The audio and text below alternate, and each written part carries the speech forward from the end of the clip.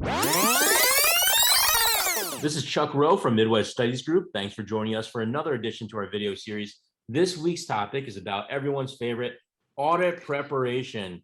So today I'm joined by one of our great partners, BerganKDV, with Brian Aronson, a BerganKDV partner who works in their nonprofit division. Thanks for joining, Brian.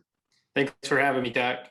So let's start out with the most basic of questions, and that is some nonprofits need a full audit while some just need a financial review.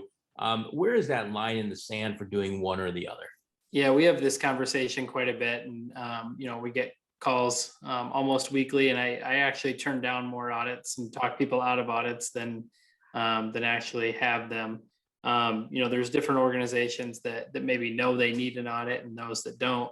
But the basic high level criteria is an audit is really the best for those organizations that need third party reporting. So it's going outside of the organization, outside of the board. Maybe it's going to the federal government, maybe it's a bank, maybe it's a funding agency or grant opportunity that will only grant the money if there's audited financial statements. So there's some sort of third party criteria that's requiring it. Outside of that, when it's just internal, there's other processes and more cost-effective solutions. As you mentioned, a financial statement review. So that's less in scope, less in detail than an audit. Your final product is essentially the same. It's a set of financial statements. It's just the amount of assurance that we as independent accountants put on that. So in an audit, we're doing a lot of detailed testing. In a review, it's much higher level, and that's the way that the report would read. The other thing that we do when there's not a third-party audit requirement, a lot of organizations will call and say, well, we just want someone to tell us if our internal control structure is adequate, or we'd just like you to test payroll or certain transactions. So with those, we can do what we call an internal control study, where it's not an audit, but we're really just looking at your internal controls and providing recommendations. The second piece where they say, maybe we're only concerned about these types of transactions, whether it's accounts payable or payroll, we can do very specific transactions in what's called an agreed upon procedures, where the organization tells us, we want you to audit 25 payroll transactions, make sure that the people were paid in accordance with their approved pay rate, make sure that we withheld the right amounts, all of those things. So it's very limited in scope as opposed to a full-blown financial statement audit. So we like to have that discussion at the front end. We call it a discovery meeting, especially when someone hasn't been audited before, because we want to make sure that we're providing the right level of service. And the thing that's important for people to remember is just a reminder to folks that sometimes when you're writing grants, the foundation wants a copy of an audit. So if you're trying to decide between an audit or a financial review or any of these other options you're mentioning, it's really important that you check in with those foundations to find out what they would approve and not approve for submittal. So just wanted to mention that as well. Now we're going to be talking about audit preparation, but I'm going to go off on a tiny little tangent just because there is a connection to this. And the curiosity is that on a very similar note, the Form 990 is like an official snapshot of an organization, if you will. We know what it is, but first, can you tell us what the purpose, though, so people understand what the purpose of filling out that Form 990 is, and who actually needs to fill it out and what nonprofits don't?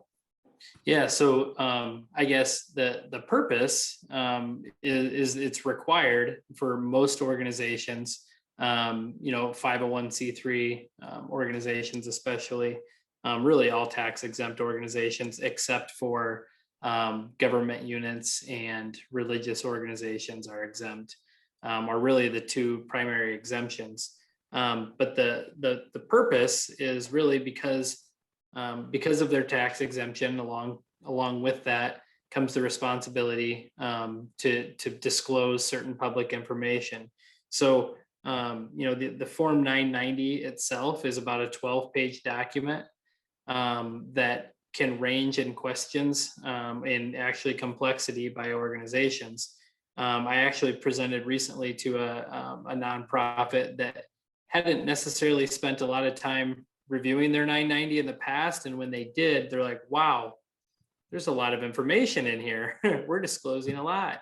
And, we acknowledge, yes, you are. So what we try to talk about is with those 12 pages, that's required to be completed, and it is a public document. We try to talk about using it as a marketing tool.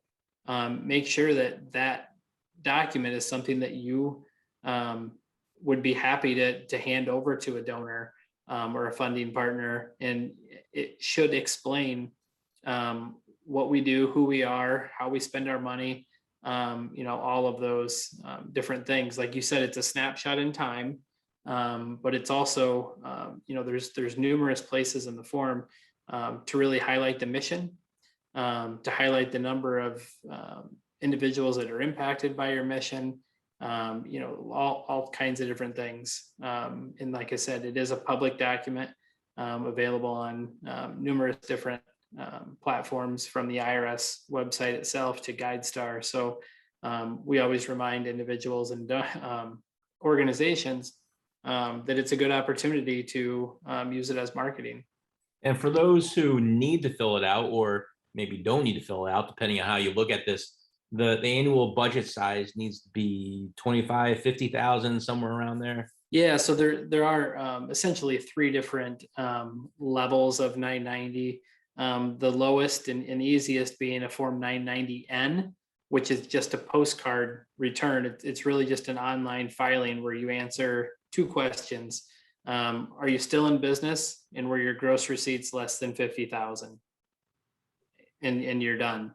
The next step up is a 990EZ, and that's for those with gross receipts between 50,000 and 250,000, and assets less than, I believe it's $1 million, but I might be off on that. So there's an asset test too. Sorry, I should have had that.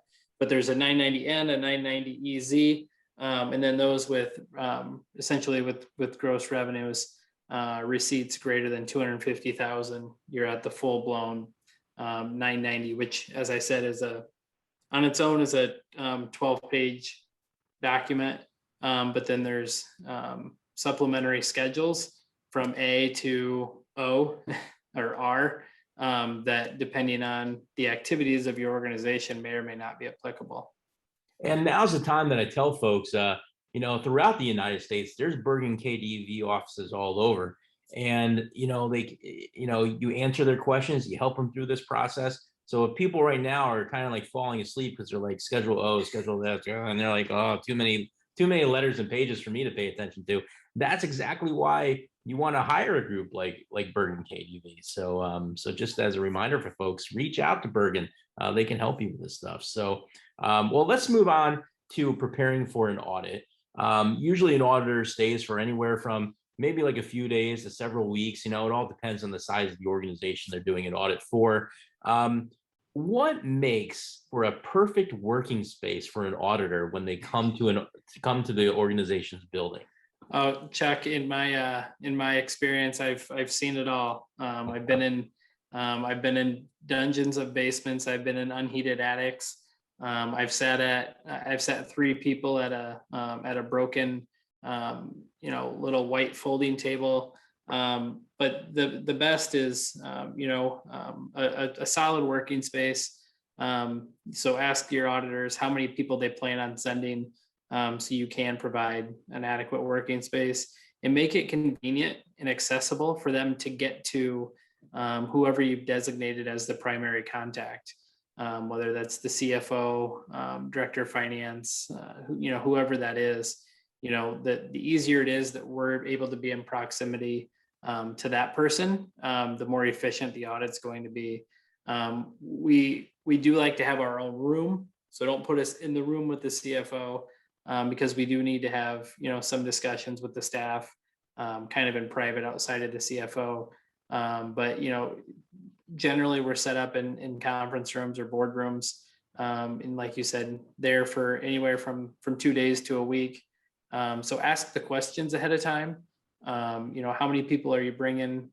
Is it okay if we put you here? We're very accommodating to. I know you guys brought your stuff today, but we've got a board meeting tonight. So can you pack it up so the board can meet? That's pretty common. Just we're willing to be flexible, but at the same time, if we can avoid the unheated attic on an August day, we'll take it. So, well, let's talk also about, you kind of brought up some questions to ask ahead of time, as far as how you can be more comfortable. But what about the actual like procedures of an audit?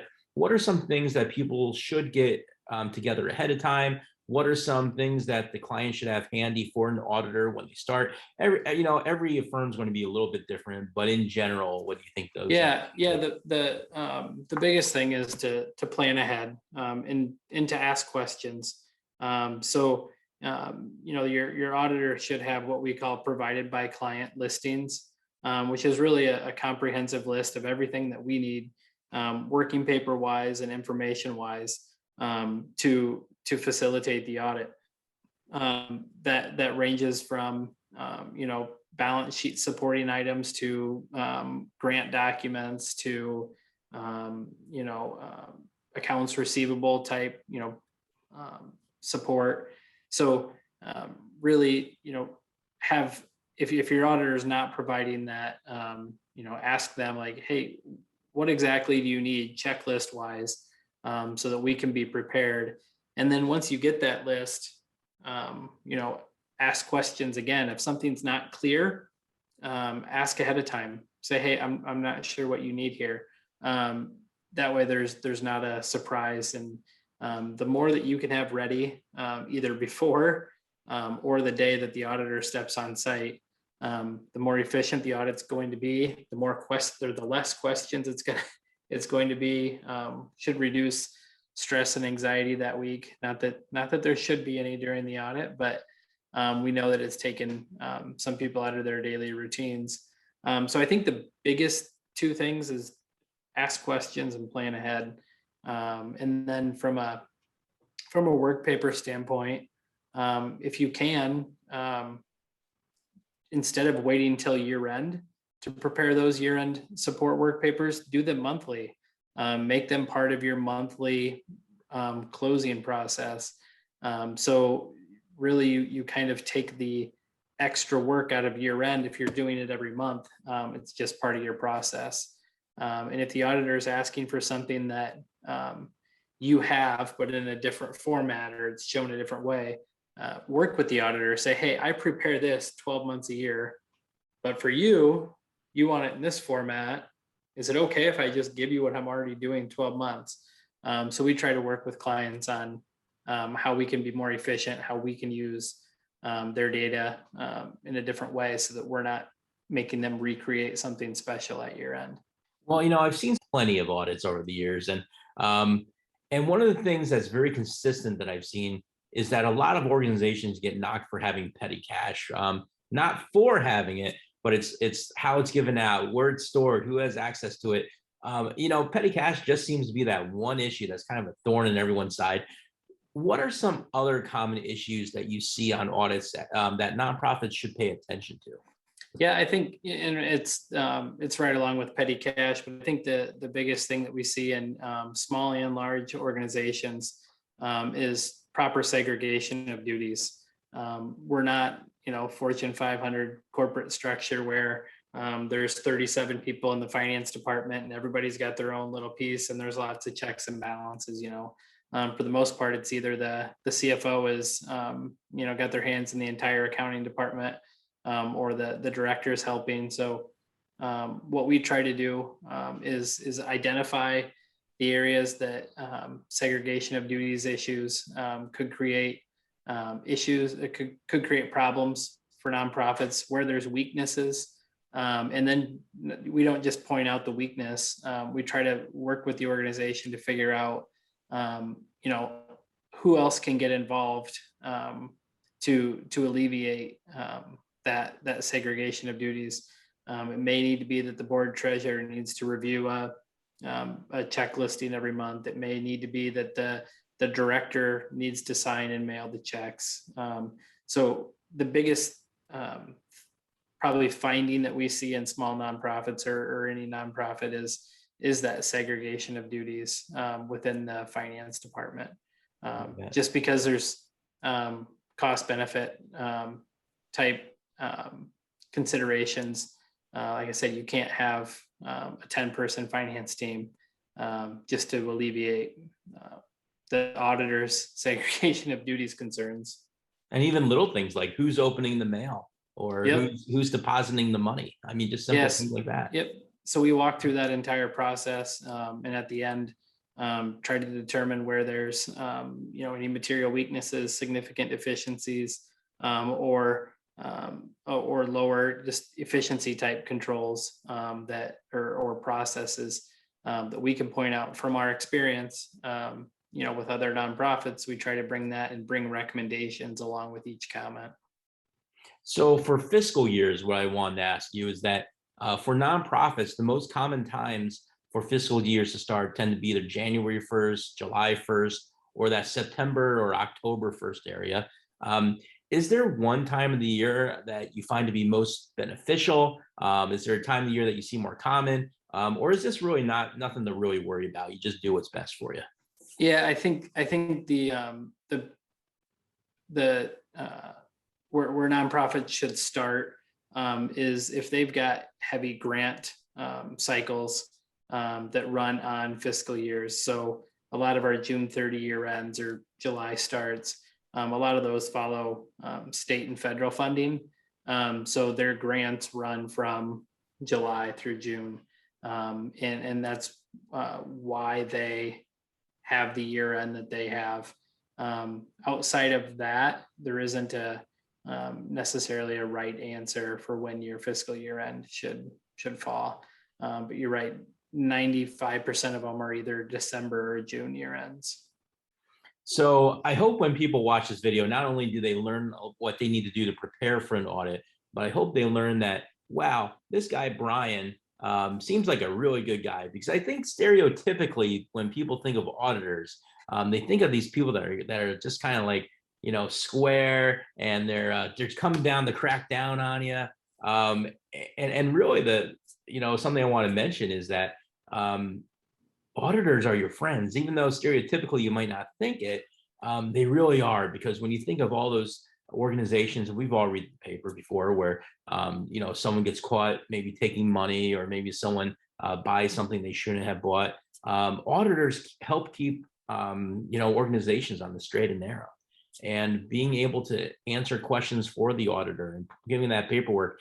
It's easy to get into that mentality of, oh, here comes the auditor. But you guys are good guys. Yeah, we definitely try to be Chuck, and I'd say our first priority is our independence and our objectivity, and that we are providing a value to the community and to the donors of nonprofits, and that we are bringing professional skepticism to each audit. But very close after that is, you're right, our clients are our clients. We want to provide value. We want to bring the value adds, the ideas, be part of those discussions, bring our observations. So first level, we've got to maintain that independence and provide an audit report. But very close behind that is the idea of bringing value, being a partner in your organization, and helping you grow. So organizations out there, treat your auditors good. Do not underestimate how important transparency is for your organization, and how that's good for the general public when they view you.